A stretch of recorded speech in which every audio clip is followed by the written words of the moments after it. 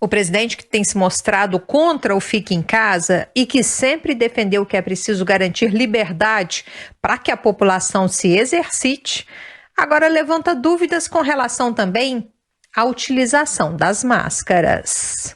Ainda vai ter um estudo sério falando da efetividade da máscara. Se ela protege 100%, 80%, 90%, 10%, 4% ou 1%. Vamos chegar a esse estudo. Eu acho que falta apenas o último tabu a cair. Pessoal, começa a aparecer estudos aqui, não vou entrar em detalhe, né? Sobre o uso de máscaras. Que num primeiro momento aqui, uma universidade alemã fala que elas são prejudiciais a crianças, né? E levo em conta vários itens aqui, como irritabilidade, dor de cabeça, dificuldade de concentração, diminuição da percepção de felicidade, recusa em ir para a escola ou creche, desânimo, comprometimento da capacidade de aprendizado, vertigem e fadiga. Então começa a aparecer aqui os efeitos colaterais das máscaras. Okay? Não vou entrar em detalhe, porque tudo deságua e crítica em cima de mim, né?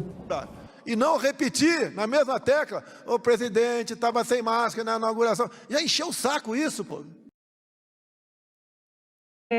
O que eu gostaria que as pessoas em casa compreendessem, por favor.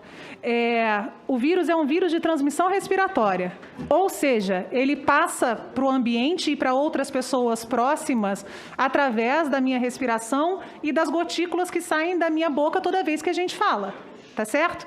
Então, na hora que a gente coloca uma barreira, que é a máscara, para impedir que esses vírus alcancem o ambiente, é uma coisa positiva.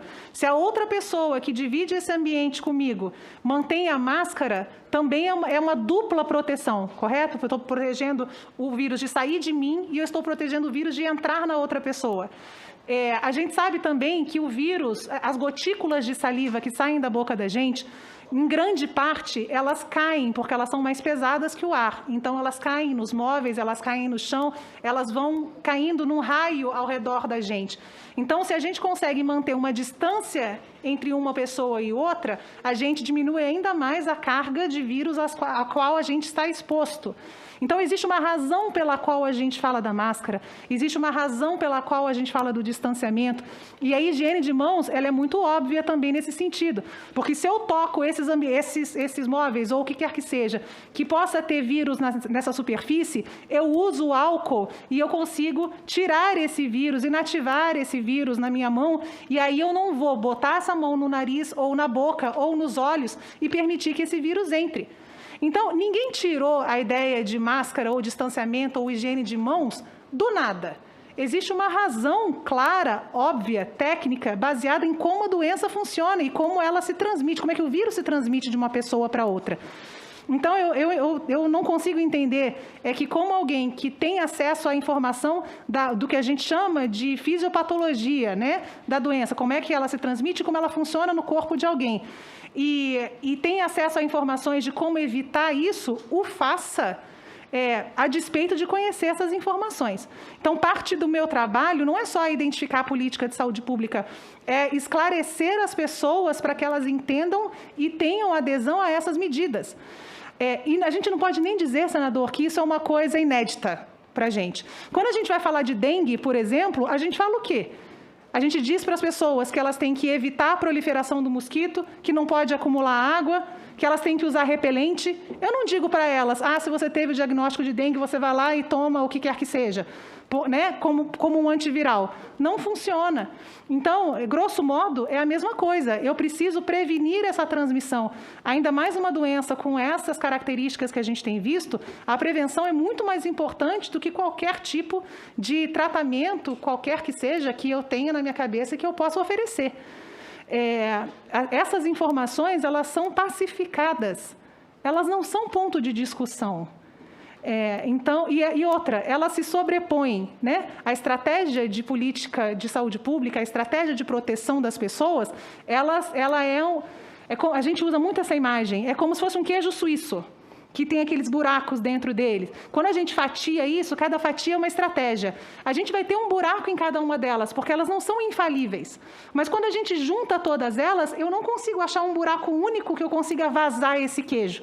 Então, a ideia de usar máscara, higienizar as mãos, manter distanciamento, vacinar, ela vai como uma cebola protegendo a pessoa.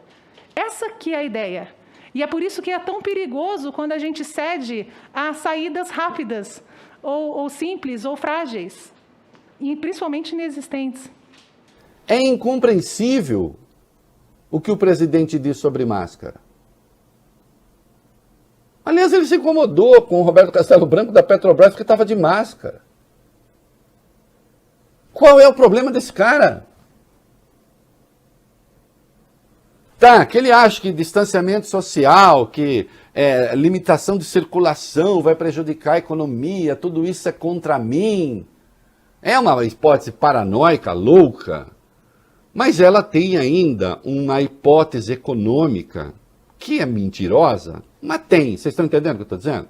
Está no discurso, existem mentiras que estão no discurso da racionalidade, certo, meninos? Sim. É uma mentira, mas é uma mentira plausível. Mas é mentira. Pronto. E tem a pura loucura. Alguém pode me dizer qual é a hipótese econômica, ainda que errada, que leva Bolsonaro a contestar a máscara? Eu não sei. Ninguém sabe. Por que ele faz isso? Devo concluir que é psicopatia?